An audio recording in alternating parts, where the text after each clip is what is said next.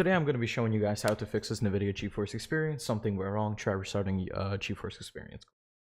This is fairly common whenever you update Geforce experience, and it's a very simple fix. First, you exit out of the program, you go to your search and you type in services. Now, it may take a second or two for it to load, but I already have it pulled up. Now, first, you could just click on any one of these, it doesn't matter, and then you could just click N.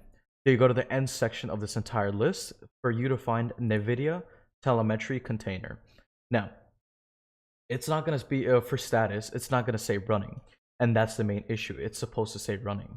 You double click that, and then you should see the start option.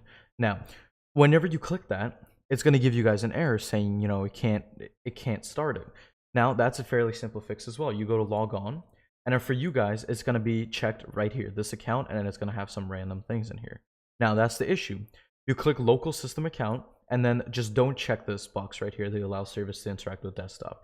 You click apply, you go back to general, and you click start. Once you do that, everything will be working fine. You click OK, and then you see it says running now.